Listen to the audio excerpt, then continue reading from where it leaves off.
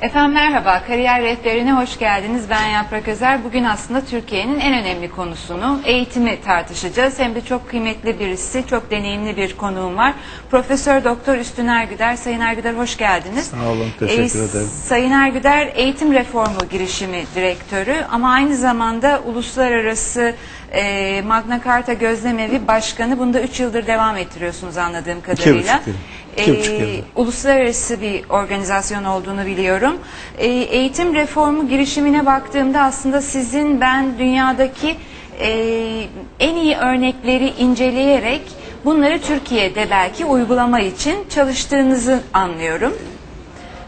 Onun dışında da daha başka şeyler yapıyoruz. Yani dünyadaki eğitim araştırmalarını, Türkiye araştırmalarını Türkiye'ye bakmak için kullanıyoruz. Mesela OECD'nin, PISA'nın filan araştırmaları gibi araştırmaları. İyi örnekler aslında Türkiye çapında yapıyoruz o işi. Özellikle orta öğretim ve ilk öğretimde yeni projeleri olan, yenilikçi bir şey geliştirmiş öğretmenleri her yıl burada büyük bir toplantıya çağırıyoruz. Geliyorlar ve paylaşıyorlar bu projelerini. Ve hepsi de çok memnun oluyor. Daha 2 gün evvel, cumartesi günü yapıldı bu yılki. 1200 katılım oldu. 1200 kişilik bir katılım oldu.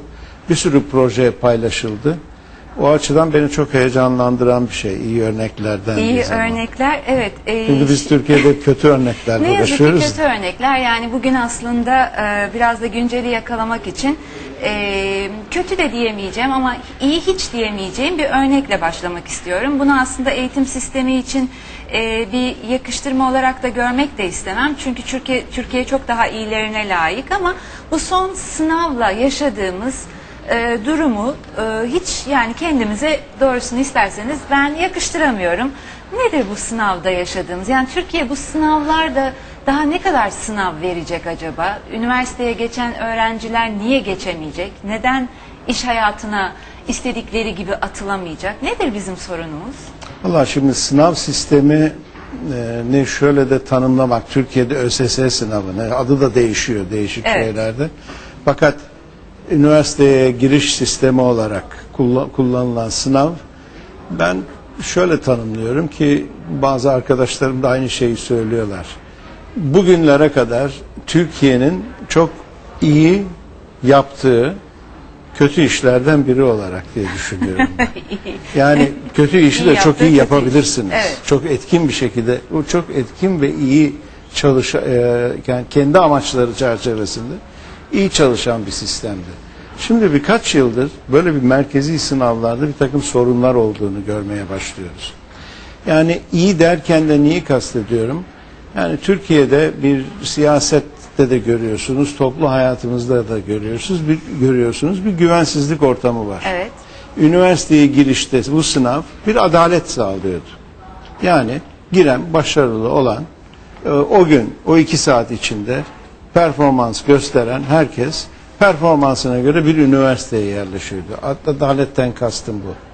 Fakat bu sistemle artık bu KPSS sınavından da beri görüyoruz. Bir takım soru işaretleri düşmeye başladı. Evet.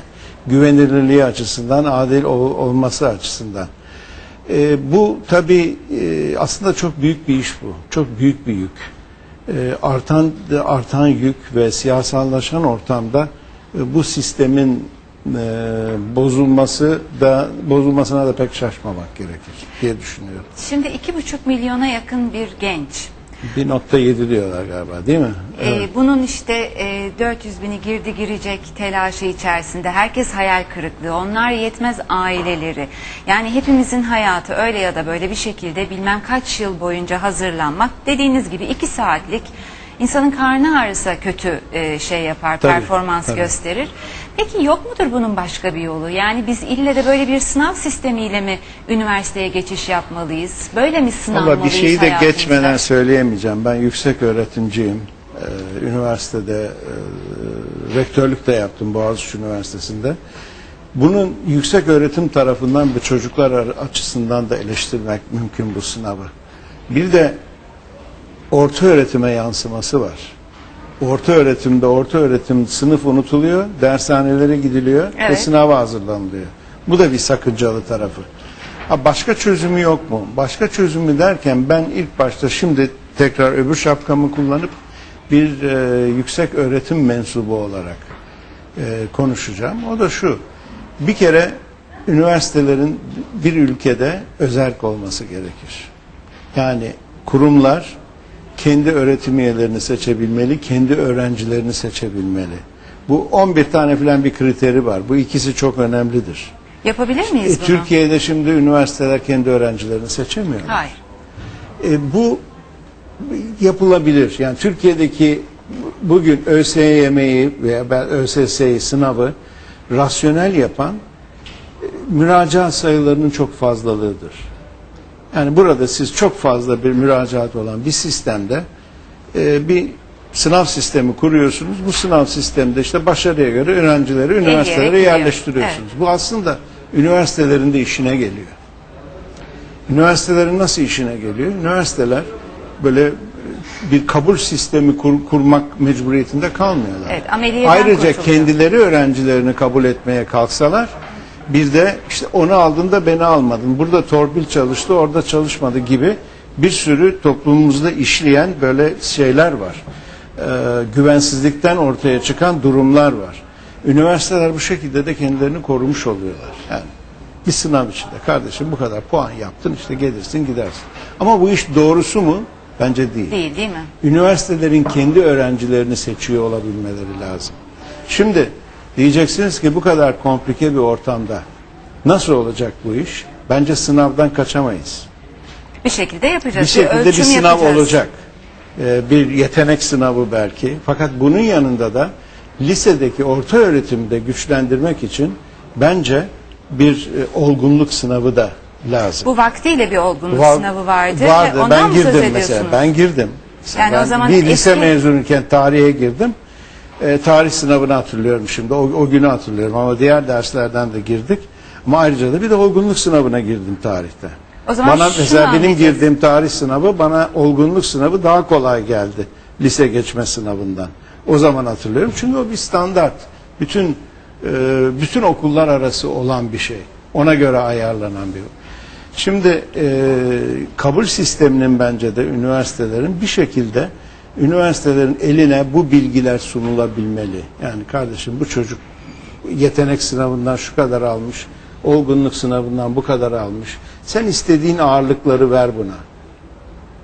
Yani üniversitenin işini de kolay. Onun için sınavdan vazgeçemeyiz. Ama daha esnetmemiz lazım. Aslında sizin sözlerinizde satır arasında ben orta eğitimi birazcık çekip buradan çıkartmak istiyorum. Aksi halde sınavını yaparken biz oraya takılıp kalıyor oluyoruz. Dershane dediniz. Lise son sınıfların neredeyse tamam bir buçuk ay okula gitmiyor ve biz bunu yasal olarak kabul edebiliriz. Bu da bir buçuk aylan şey olmuyor ki bu. Orta eğitimde de aynı şekilde. O zaman neden bu dershaneler var? Ama orta eğitimde sizin de sık sık yine bu eğitim reformuyla gündeme getirdiğiniz bir iki şey var ki rakam benim içimi sızlatıyor. Onları belki toparlayabilsek üniversiteye.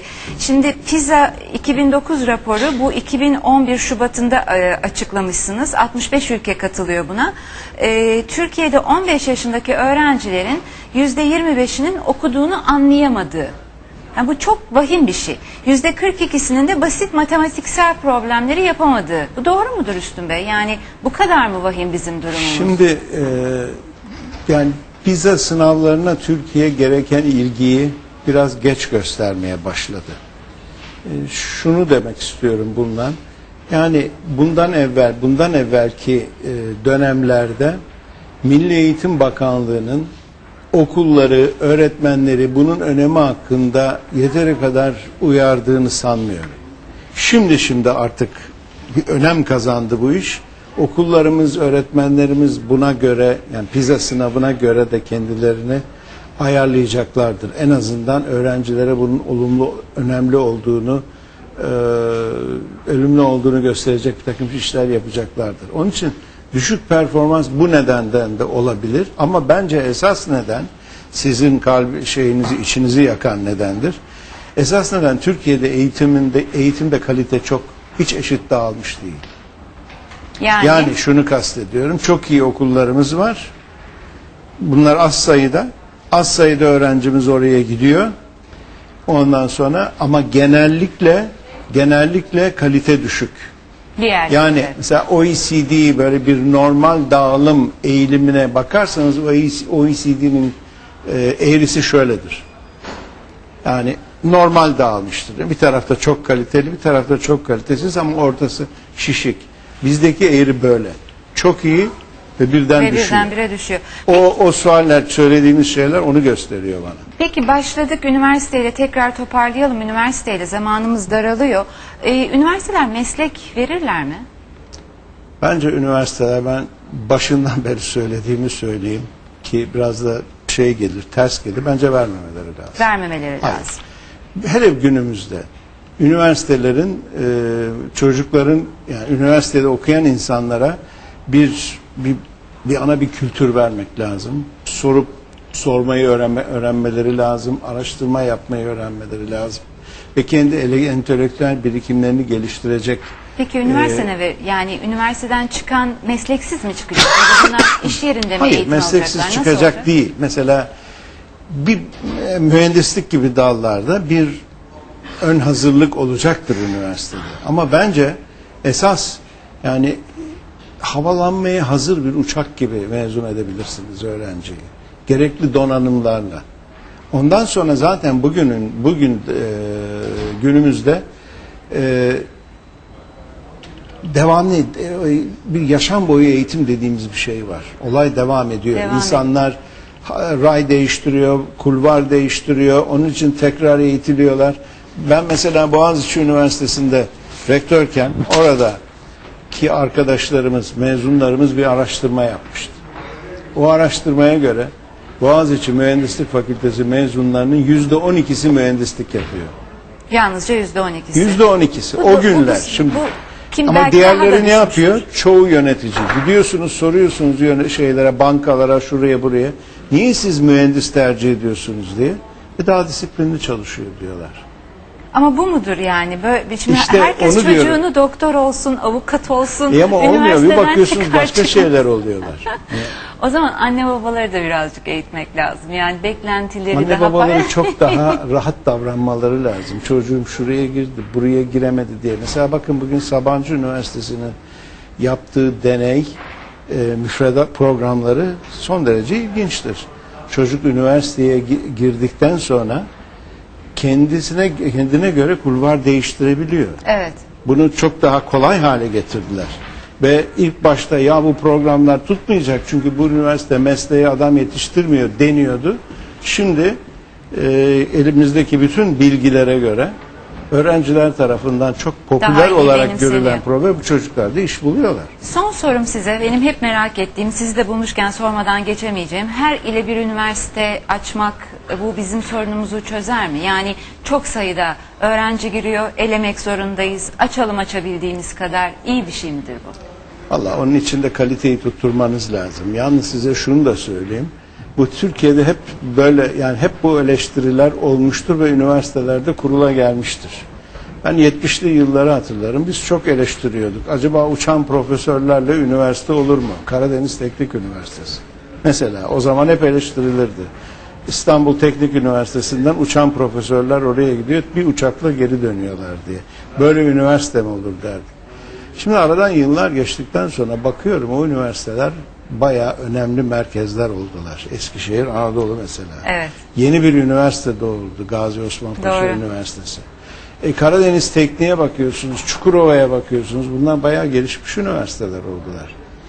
Şimdi bu bir dengeler meselesi. Biraz daha hazırlıklı olmak lazım. Benim şu anda, şu son senelerde gördüğüm, yani sayamıyorum. Her gün mesela bir toplantıda diyorum ki Türkiye'de 158 üniversite var. Bu da YÖK'ün sayfasından almışım. Birisi toplantıda kalkıyor diyor ki yok 161 oldu diyor. 2 gün sonra 164 oldu diyorlar. Keşke kalitede o kadar Birazcık hızlı dengeyi artsa. kaçırdık Doğru, gibi. Yani haklısınız. bir kısa vadede önemli kalite sorunları olacaktır diye düşünüyorum. Bir haber kanalında yalnızca çok böyle kısa zamanlarda büyük problemleri çözmek mümkün değil. Süremizin sonuna geldik. Çok teşekkür ediyorum. Ben de kabil Güncel- olduğu kadar hızlı konuşmaya çalıştım. Güncel bir konuydu. Çok teşekkürler Sağ olun. katıldığınız Sağ olun, için. mersi. Efendim kariyer rehberi yine koşturarak eğitime birazcık mercek tutmaya çalıştık. Önümüzdeki hafta farklı bir konu ve konukla karşınızda olacağız. Hoşça kalın.